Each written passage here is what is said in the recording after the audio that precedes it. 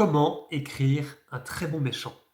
Aujourd'hui, vous êtes peut-être en train d'écrire votre roman et vous sentez que votre méchant manque un petit peu de profondeur. Beaucoup d'histoires se retrouvent d'ailleurs avec des méchants qui ne sont que de simples faire-valoir, juste là pour donner un petit peu la frousse aux héros, mais qui sont ensuite rapidement oubliés. Est-ce que vous avez l'impression que votre méchant risque de faire un peu la même chose? Alors ça serait dommage parce que une bonne histoire est souvent à la hauteur de la qualité de son méchant. Un méchant bien construit, ça peut réellement élever votre histoire et captiver vos lecteurs. Mais qu'est-ce qui fait réellement un bon méchant? Est-ce que c'est simplement le fait qu'il soit méchant ou est-ce qu'il y a des éléments un petit peu plus subtils à prendre en compte? Dans cette vidéo, j'aimerais entrer un peu plus en profondeur sur ce qui fait un bon méchant et à travers 3 niveaux, je vais vous dévoiler les 7 éléments très importants pour créer un méchant exceptionnel.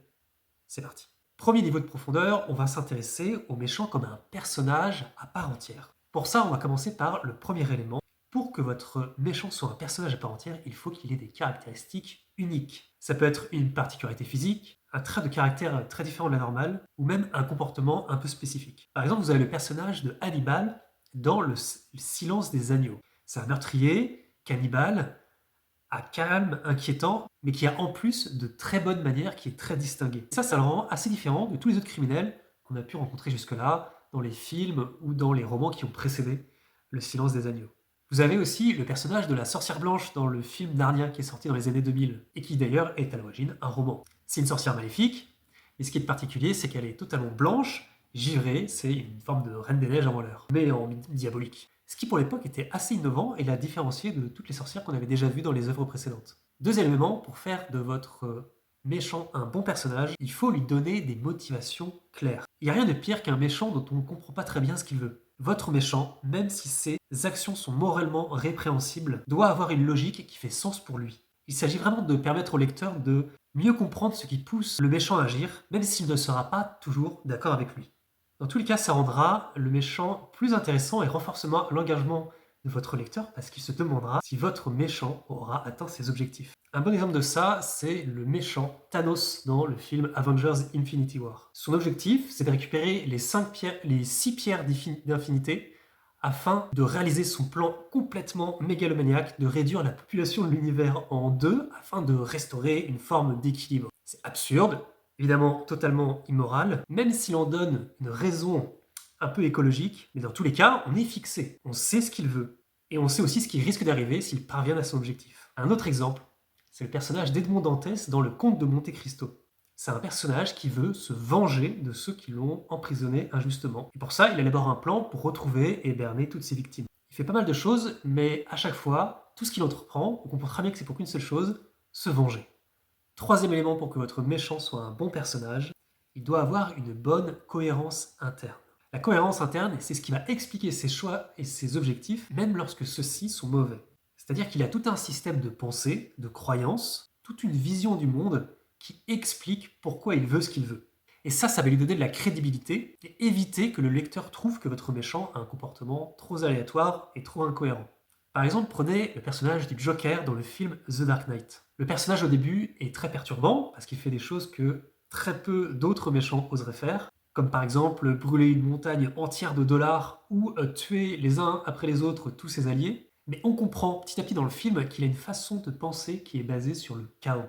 Il pense que l'ordre et la structure des choses de la société, c'est juste une illusion, et une illusion qu'il faut détruire. Il est persuadé que tout le monde peut sombrer dans le chaos s'il est poussé à bout. Du coup, ça en fait un personnage qui est assez effrayant, et en même temps qui est vraiment cohérent dans toutes ses actions, puisqu'il se base sur cette philosophie du chaos. Un autre très bon exemple, c'est le personnage de Magneto dans les films X-Men. Il y a des actions qui sont parfois terribles, mais on comprend que rapidement, ce qui motive ses actions, c'est son désir de voir les mutants survivre, car il les considère un peu comme une espèce menacée. Il ne veut pas que les mutants vivent ce que les juifs ont eux-mêmes vécu à cause des nazis, et ce que lui-même a vécu. Pour éviter cela, il est prêt à faire l'exact inverse, c'est-à-dire exterminer tous les êtres humains pour protéger les mutants. Et sa vision du monde, elle s'appuie vraiment sur une logique de discrimination. Les êtres humains, l'homo sapiens contre les mutants, une nouvelle espèce humaine, qui serait oppressée par les êtres humains, et du coup sur une forme de légitime défense un peu extrême, mais cohérente selon son propre point de vue. Ok, maintenant qu'on a vu comment faire de son méchant un bon personnage, on va s'attaquer au deuxième niveau. Mais avant qu'on commence, je voudrais vous préciser que vous n'avez pas besoin forcément de prendre des notes, Je vous ai préparé une fiche où je résume tous les points de cette vidéo et je donne en plus des petits exercices pratiques pour vous aider à les mettre en place. Je vous en dis plus à la fin de la vidéo. Le deuxième niveau d'écriture pour avoir un très bon méchant, c'est de le construire en lien avec le héros de votre histoire. Et pour ça, il y a deux éléments. Premier élément, votre méchant doit être un obstacle pour votre héros. C'est-à-dire pas simplement un adversaire physique, mais un véritable obstacle à tous les niveaux. Moral, intellectuel, relationnel, émotionnel. Votre méchant doit être un défi constant pour votre héros. Il pose des pièges, il essaie de tromper le héros, il lui met des bâtons dans les roues, il le remet en question, il le fait douter. Du coup, ça va obliger le héros à essayer de se dépasser et même de se surpasser. Et puis surtout, ça va créer de la tension narrative dans le récit, ce qui est excellent, puisque c'est l'un des objectifs d'un bon méchant. Un excellent exemple, c'est le docteur Octopus dans le film Spider-Man 2 des années 2002 ou 2003. Spider-Man perd ses pouvoirs et du coup il se demande s'il va pas pouvoir reprendre une vie normale, et notamment avec Mary Jane. Et à chaque fois, le docteur Octopus fout le bazar et force finalement Spider-Man à reprendre du service. Un autre exemple, c'est le personnage de Voldemort dans la saga Harry Potter. Tout au long des 7 romans, bon, à part peut-être le troisième, le personnage de Voldemort ne cesse de mettre des bâtons dans les roues à Harry et l'empêche complètement de mener une vie normale de collégien. Deuxième élément pour travailler votre méchant en rapport avec le héros, de faire que votre méchant soit en contraste avec le héros. Soit un miroir, soit un reflet un peu déformé. L'idée, c'est que le méchant incarne souvent des valeurs qui sont à l'opposé de celles du héros, ce qui va un peu renforcer la tension entre les deux, et du coup le conflit central de l'histoire. Et même si ce méchant peut aussi avoir des points communs très forts avec le héros, c'est principalement ses valeurs et les choix qu'il va poser qui va rendre, du coup, en miroir, les choix de votre héros beaucoup plus importants. Par exemple, dans le tout premier film de Star Wars, on est introduit au jeune Luke qui apprend petit à petit qu'il peut devenir un Jedi et maîtriser la Force, et il incarne d'une certaine manière un nouvel espoir pour la galaxie et une forme d'espoir et d'envie de liberté. En contraste, on a ce personnage de Dark Vador qui est un ancien Jedi expérimenté qui est tourné du côté obscur, qui lui incarne la tyrannie et l'oppression, ce qui rend du coup par contraste, Luke, beaucoup plus innocent et lumineux. Un autre exemple, vous avez dans les romans Sherlock Holmes les personnages de Sherlock, le détective, et de Moriarty, qui est un héros criminel génie et qui est aussi intelligent que Sherlock Holmes, mais l'un met son intelligence au service du mal et de son propre intérêt, tandis que l'autre le met au service de la justice. On arrive maintenant au troisième niveau de profondeur dans l'écriture d'un méchant. Restez bien jusqu'à la fin. Alors on a déjà vu les 5 premiers éléments à travers les 2 premiers niveaux. Je rappelle d'ailleurs que je vous mettrai à disposition un petit PDF où il y aura tout le résumé de ces différents points. Alors dans ce troisième niveau, on va s'intéresser à votre méchant comme un représentant du mal. C'est-à-dire que votre méchant, ce n'est pas seulement un personnage ou un obstacle à votre héros, c'est aussi une forme du mal. Et il y a 2 façons de faire ça. La première façon, c'est que votre méchant puisse faire ressentir des émotions très fortes à votre lecteur. Un bon méchant, il ne doit pas laisser le lecteur indifférent. Il faut qu'il suscite de la peur, ou alors du dégoût, ou alors de la haine, voire même une forme d'admiration un peu paradoxale. Dans tous les cas, votre méchant doit provoquer des émotions fortes à votre lecteur. Quelqu'un qui a très bien réussi à faire ça, c'est Stephen King dans son roman Ça, où il y a un clown maléfique qui s'appelle Pennywise, qui enlève et mange des enfants et qui est absolument terrifiant.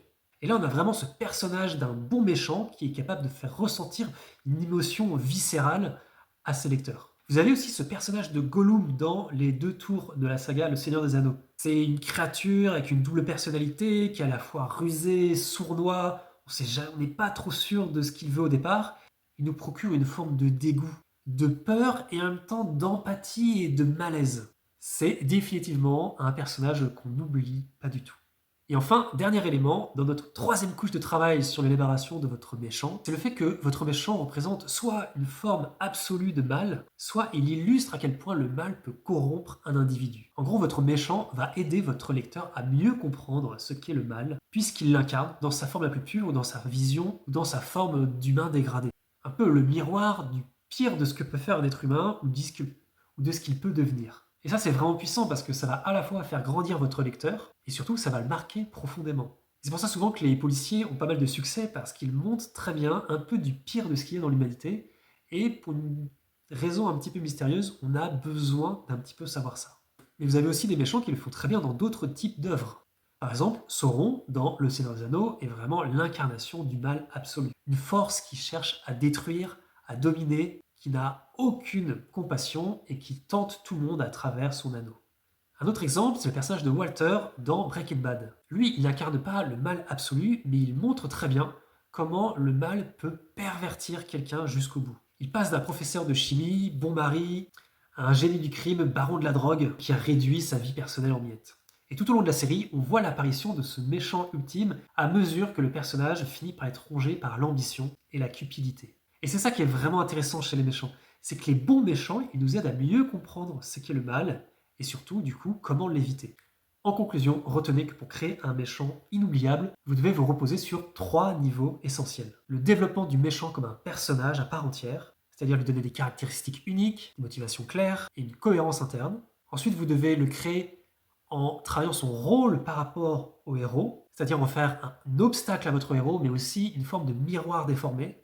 Et enfin, vous devez réfléchir à votre héros comme une représentation du mal, à la fois pour nous faire ressentir par les émotions ce qu'est le mal, et aussi nous le faire comprendre. Et en faisant tout ça, vous pouvez être sûr que vous allez créer des méchants incroyables qui rendront votre roman exceptionnel.